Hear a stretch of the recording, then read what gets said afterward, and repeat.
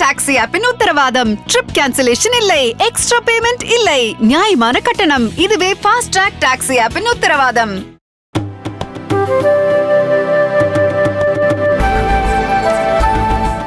மிகப்பெரிய பாரம்பரியமுடைய சென்னை பல்கலைக்கழகத்திலே, அதுவும் இந்த செனட் அரங்கத்திலே பேசக்கூடிய வாய்ப்பு எனக்கு கிடைத்திருப்பது மற்றற்ற மகிழ்ச்சியை தரக்கூடிய ஒன்று. ஏன்னா இது நம்முடைய சரித்திரத்தின் ஒரு மிக முக்கியமான அங்கமாக கருதக்கூடிய ஒரு இடம். அதே போல் இந்த பல்கலைக்கழகமும் இந்த தமிழ்நாட்டுடைய வரலாற்றோடு இணைந்திருக்கக்கூடிய ஒரு பல்கலைக்கழகம். எத்தனையோ சிந்தனையாளர்களை, இந்த சமூகத்தை மாற்றி இருக்கக்கூடிய சிந்தனைகளை முன்வைத்த எழுத்தாளர்களை, கவிஞர்களை, அதே போல இங்கே பணியாற்றக்கூடிய ஊடகத்துறையை சார்ந்த நண்பர்களை இந்த சமூகத்திற்கு வழங்கி இருக்கக்கூடிய பல்கலைக்கழகம் இந்த பல்கலைக்கழகம். அதுவும் முக்கியமாக மகளிர் தினத்தை இங்கே மாணவர்களும் மாணவியரும் இணைந்து நடத்துவது என்பது மகிழ்ச்சியை, நம்பிக்கையை தரக்கூடிய ஒன்றாக இருக்கிறது. ஏன்னா மகளிர் தினம்னா இன்னைக்கு அதோடைய நிறம் மாறிக்கொண்டிருக்கிறது. அது நிறைய பேருக்கு மகளிர் தினத்துக்கும் வேலண்டைன்ஸ் டேக்கும் ஒரு கன்ஃபியூஷன் வந்துருச்சு. இப்போ பூங்கொத்துகள் விற்பது, பெண்களுக்கு மகளிர் தினத்துக்கு பூ வாங்கி கொடுக்கறது, டின்னர் கூட்டு போகிறது, அப்புறம் ஆடி தள்ளுபடி மாதிரி துணிகள் கடைகளில் சேல் போடுறது, மேக்கப் சேல் போடுறது, இதெல்லாம் இன்னைக்கு மகளிர் தினத்துடைய ஒரு அங்கமாக மாறிக்கொண்டிருக்கிறது. மகளிர் தினம் அப்படிங்கிறது ஒரு சகோதரியை, ஒரு தாயை, ஒரு மகளை போற்றக்கூடிய தினம் இல்லை. ஏன்னா நிறைய பேர் வாழ்த்து அனுப்புவாங்க. எங்களுடைய வாழ்க்கையில எங்களுடைய வெற்றிக்கழகம் பின்னணியிலே நிற்கக்கூடியவர்களாக இருக்கக்கூடிய என் தாய்க்கு, என் மகளுக்கு, என் சகோதரிக்கு என்னுடைய வாழ்த்துக்களை தெரிவித்துக் கொள்கிறேன் அப்படின்னு. மகளிர் தினம் உங்க பின்னாடி நிற்கக்கூடிய பெண்களுக்கான தினம் இல்லை. உங்களோடு சமமாக நிற்கக்கூடிய பெண்களுக்கு, உங்களுக்கு முன்னாடி நடக்கக்கூடிய பெண்களை பற்றிய தினம்தான் இந்த மகளிர் தினம்.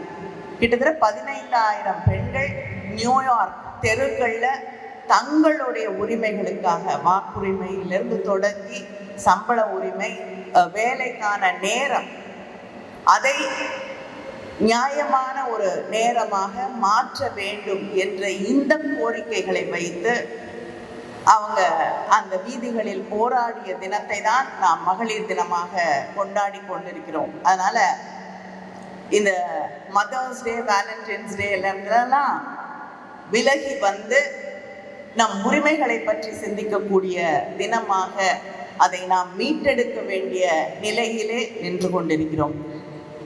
நான் அரசியல் பேச வரல, ஆனால் அரசியல் பேசாமலும் இருக்க முடியாது. ஏன்னா நம்மளை சுற்றி இருக்கக்கூடிய அத்தனை விஷயங்களிலும் அரசியல் இருக்கு.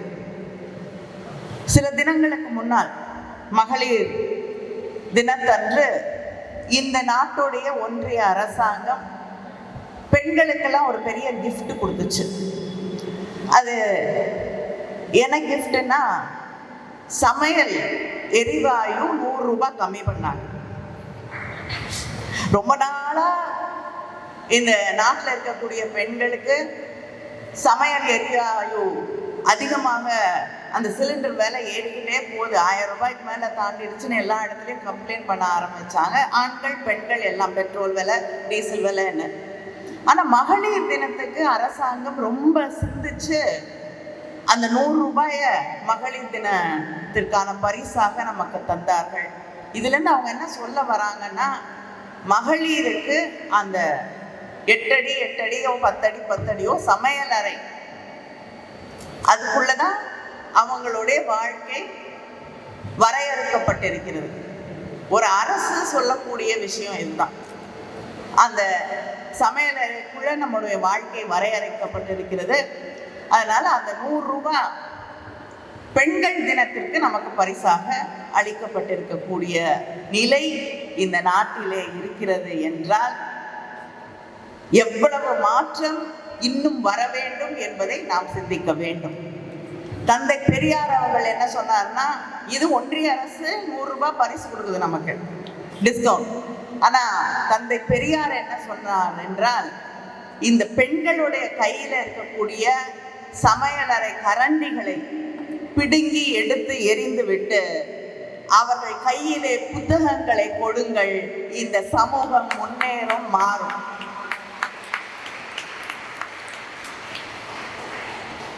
இதுதான் திராவிட இயக்கம் இன்று வரை இந்த சமூகத்திற்கு சொல்லிக் கொண்டிருக்கக்கூடிய செய்தி.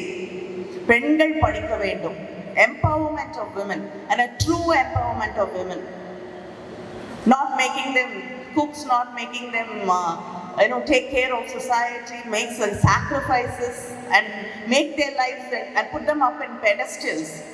பெண்களை ஒரு தளத்துல ஏற்றி வச்சு வணங்கி கொண்டே இருப்பார்கள். கீழே இறங்கினா அடி. அந்த இடத்துல இருக்க வரைக்கும் தான் அந்த பெண்ணுக்கான மரியாதை. இதுதான் மறுபடியும் ஏன்னா அதைத்தான் தந்தை பெரியார் அவர்கள் சொன்னார்கள், ஆண்மை அழிந்தால்தான் பெண்களுக்கான சம உரிமை உருவாகும் என்று. அவர் ஆண்மை என்று தான் சொல்கிறார், ஆண்கள் அழிய வேண்டும் என்று சொல்ல. அதனால யாரும் பயப்பட வேண்டியதில்லை. ஆண்மை திரும்ப அந்த பிரேவரியாக இருக்கட்டும், வேற ஆண்மை என்று நாம் நினைத்து கொண்டிருக்கக்கூடிய பல விஷயங்கள் இன்னைக்கு இந்த நாட்டில் திரும்ப அந்த விஷயங்கள் தான் திணிக்கப்படுகிறது, நமக்கு சொல்லப்படுகிறது. இன்னைக்கு யாரை இந்த சமூகத்துல ஹீரோவா மாத்திக்கிட்டு இருக்காங்களோ அவங்களுடைய நெஞ்ச அளவு அதை ஒரு பெருமையோடு வெளியே சொல்லும் பொழுது அது அந்த ஆண்மையை குறிக்கக்கூடிய ஒன்றாகத்தான் அது மாறுகிறது. அதே போல ஒரு பெரிய போராளி, ஒரு பெரிய போரிலே வெற்றி பெறக்கூடியவர், அவரை நீங்கள் பிரதானப்படுத்தும் பொழுது அதுவும் அந்த ஆண்மையை தான் போற்றுகிறது. அவங்க அந்த பெண்ணை எந்த கேள்வி என்றாலும் கேட்கலாம். நெருப்புல குதினா குதிக்கணும், உன்னுடைய தூய்மையை நீ ப்ரூவ் பண்ணணும்னா பண்ணணும். இப்படிப்பட்ட மறுபடியும் இந்த சமூகத்திலே இந்த விஷயங்கள் எதையெல்லாம் நம்ம கடந்து வந்துட்டோம்னு நினைக்கிறோமோ அது மறுபடியும் இன்று நம் மீது திணிக்கப்படுகிறது என்பதை நாம் புரிந்து கொள்ள வேண்டும். அப்படி இந்த ஒரு அவேர்னஸ் ஒவ்வொரு பெண்ணுக்கும் ஒவ்வொரு ஆணுக்கும், ஏன்னா உண்மையான பெண் விடுதலை தான் ஆணுடைய விடுதலையும் இருக்கு அப்படிங்கிறத நாம் உணர வேண்டும். எவ்வளவு காலம்தான் ஆண்கள் பெண்களுடைய கற்புன்னு சொல்லக்கூடிய ஒரு விஷயத்துக்கு பொறுப்பாக வாழ முடியும்? எத்தனை காலம்தான் தங்கை கல்யாணத்திலிருந்து வீட்டில் இருக்கக்கூடிய அத்தனை பொறுப்புகளையும் ஆண்கள் மட்டுமே சுமக்க வேண்டும் என்ற ஒரு நிலை இருக்க வேண்டும். இதெல்லாம் மாறணும்னா 2 பேருக்குமான சமமான தளத்திலே சமமான உரிமைகள் கிடைக்கும் பொழுதுதான் உங்களுக்கும் விடுதலை, எங்களுக்கும் விடுதலை கிடைக்கும் என்பதை நாம் உணர்ந்து கொள்ள வேண்டும். இன்னைக்கு தமிழ்நாட்டை எடுத்துட்டோம்னா பத்திரிகை செய்திகள் கூட சொல்லுது, we are very proud. ஏன்னா இந்தியாவிலேயே ஒர்க் ஃபோர்ஸ்ல அதிகமாக இருக்கக்கூடிய பெண்கள் இருக்கக்கூடிய மாநிலம் தமிழ்நாடு.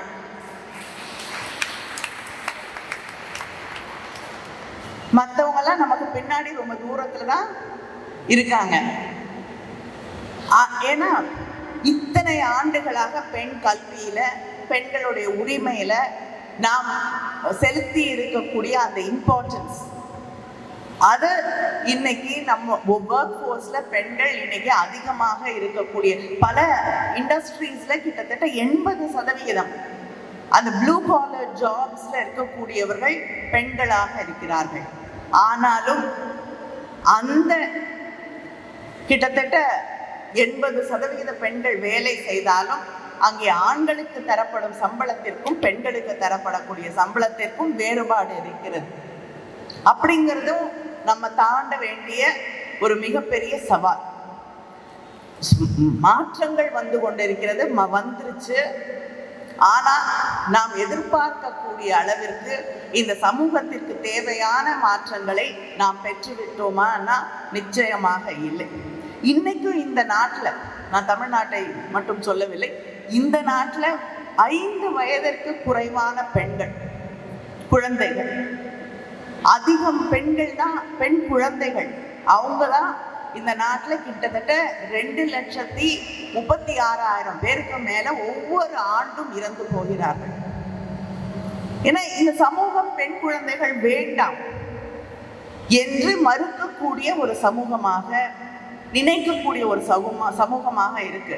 அதனால பெண் குழந்தைகளுக்கு உடம்பு சரியில்லைன்னா உடனே ஹாஸ்பிட்டல் கூட்டிட்டு போக மாட்டாங்க. பெண் குழந்தைகளுக்கு உணவு, ஒரு சாதாரண சாமானிய குடும்பத்துல உணவு அப்படிங்கிறது ஒரு பிரச்சனையாக இருக்கும் பொழுது ஆண் குழந்தைகளுக்குத்தான் உணவு, ஆரோக்கியமான உணவு அதிகமாக அளிக்கப்படுகிறது. பெண்களுக்கு மிச்சம் மீறி என்ன இருக்கோ அது குழந்தையா இருந்தாலும், 5 வயதிற்கு உள் இருக்கக்கூடிய குழந்தையாக இருந்தாலும் அவர்களுக்கு அது குறைவாகத்தான் அளிக்கப்படுகிறது. இதுதான் பழகுது.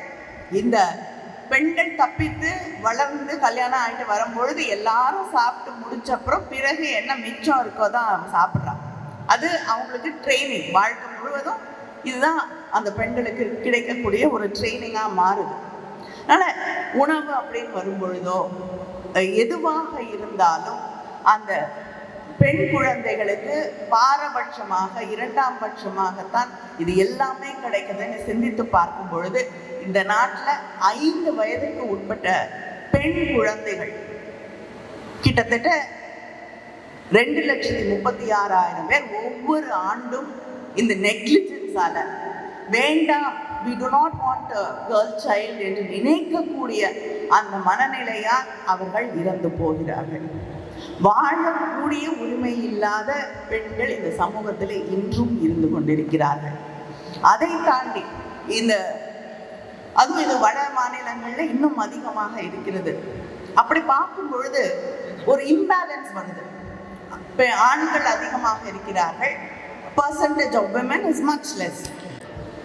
குழந்தை வேணும் இந்த சமூகத்துக்கு. எல்லாருக்கும் கல்யாணம் ஆகி 1 மாசத்துல குழந்தை பிறக்கலையான்னு ஆரம்பிப்பாங்க,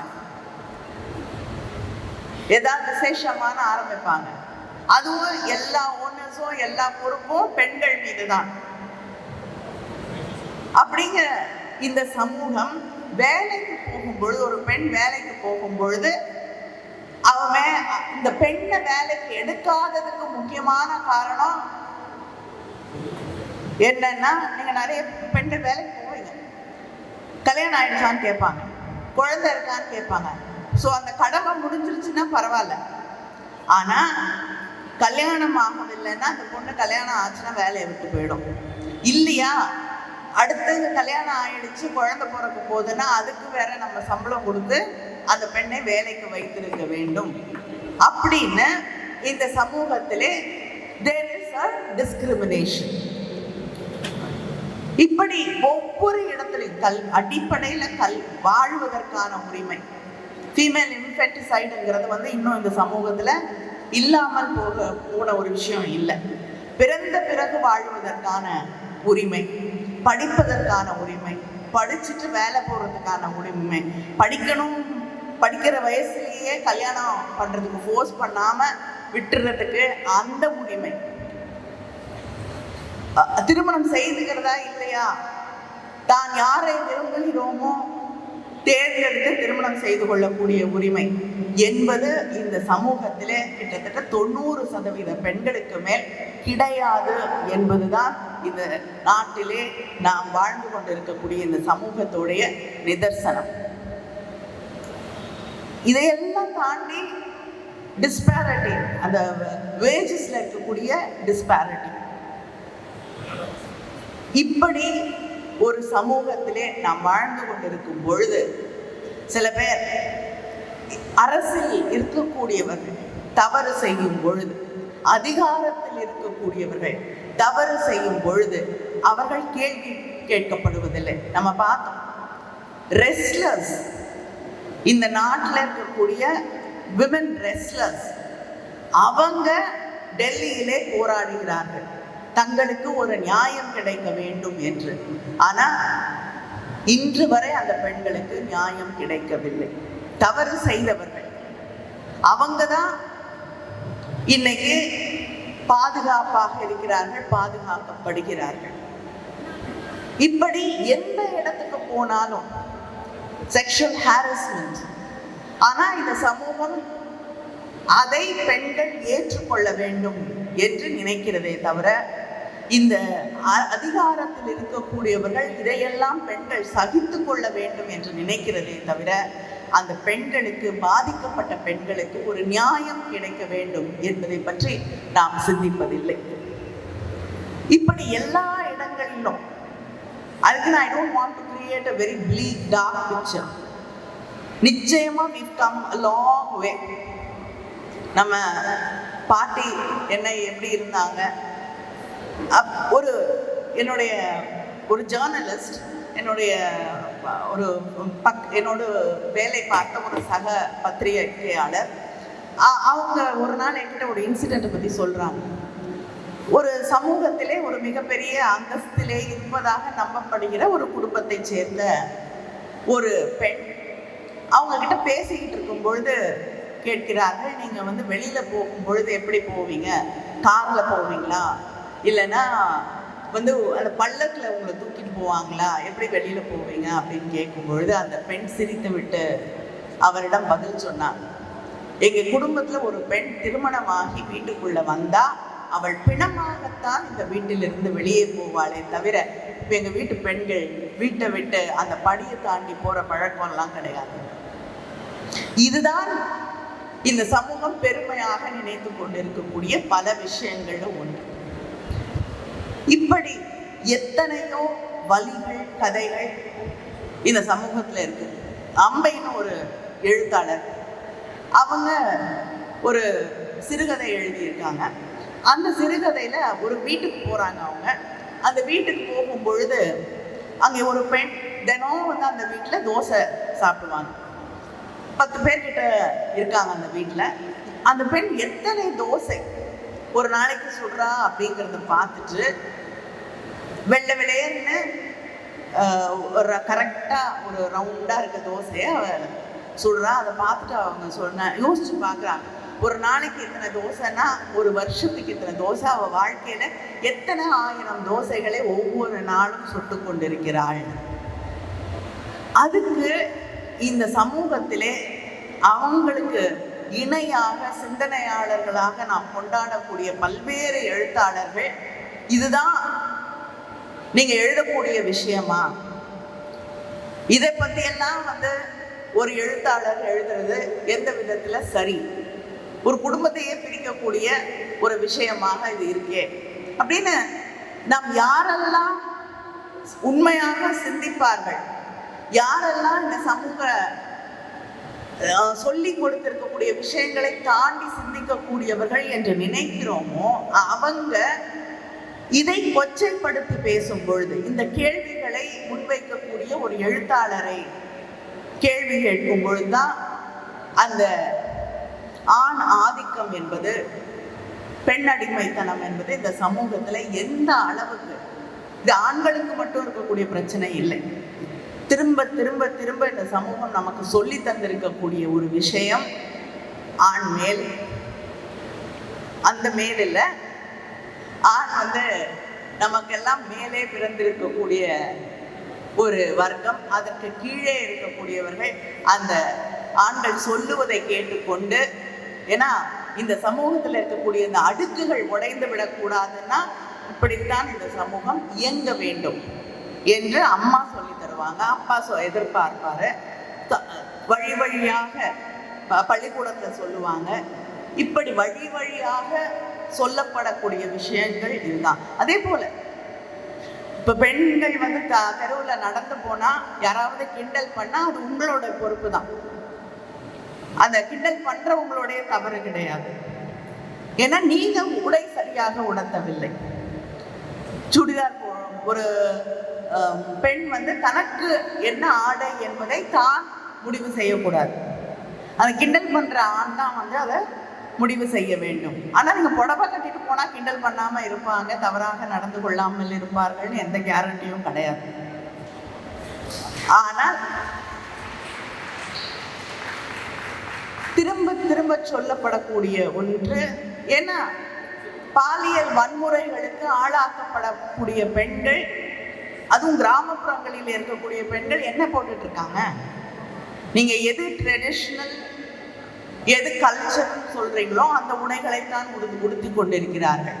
பாண்டிச்சேரியில ஒரு குழந்தை, 9 வயது குழந்தை கடத்தி செல்லப்பட்டு பாலியல் வன்முறைக்கு ஆளாக்கப்பட்டு கொலை செய்யப்பட்டு தூக்கி எறியப்படுகிறது. அதுக்கு உடை காரணமா, நம்முடைய மனநிலை காரணமா என்பதை நாம் சிந்தித்து பார்க்க வேண்டும். தொடர்ந்து பெண்களை ஆப்ஜெக்டிவைஸ் பண்ணி அதை ஒரு ஆப்ஜெக்டா மாற்றி உங்களுடைய அதிகாரத்தை காட்ட, உங்களுடைய வன்முறையை காட்ட கூடிய ஒரு பொருளாக இந்த சமூகம் பெண்களை பார்க்கும் வரை நிச்சயமாக பெண்கள் மீதான வன்முறை மாறவே மாறாது. மணிப்பூர்ல யாருமே சிந்தித்து பார்க்க, கிட்டத்தட்ட 1000 பேருக்கு மேல 2 பெண்கள் அப்படிப்பட்ட ஒரு குரூரங்களுக்கு ஆளாக்கப்படுகிறார்கள். அதுல யாருமே இந்த தவறுன்னு சிந்திக்காம அதை ஏற்றுக்கொண்டு அந்த பெண்களை ஊர்வலமாக அழைத்து வருகிறார்கள் என்றால், நம்ம இந்த சமூகத்துல ஆண்களுக்கும் சரி பெண்களுக்கும் சரி எதை சொல்லி தந்து வளர்க்கிறோம் என்பதை புரிந்து கொள்ள வேண்டும். நாங்க தந்தை பெரியாரை சொல்லித்தாருங்கள் என்றால் நிறைய பேருக்கு கோபம் வரும். ஆனா எனக்கு தெரிந்த இந்த சமூகத்திலே எந்த தடைகளும் இல்லாமல் ஆணும் பெண்ணும் சமம், பெண்ணுடைய சுதந்திரத்திற்கு எது தடையாக வந்தாலும், அது பெண்மையாக இருக்கட்டும், குடும்பமாக இருக்கட்டும், தாய்மையாக இருக்கட்டும், எதுவாக இருந்தாலும் அதை உடைத்தெறி, உன்னுடைய உரிமை என்பது உன்னால் மட்டுமே முடிவு செய்யப்பட வேண்டும் என்று சொன்ன ஒரே மனிதன் தந்தை பெரியார் அவர்கள்தான். அதனால இங்க இருக்கக்கூடிய அத்தனை ஆண்களுக்கும் பெண்களுக்கும் பெரியாரை சொல்லி தந்து வளர்ந்தால் நிச்சயமாக இந்த சமூகம் மாறும். இந்த சமூகம் கற்றுக்கொள்வதற்கு அவரிடம் நிறைய விஷயங்கள் இருக்கிறது. நன்றி, வணக்கம்.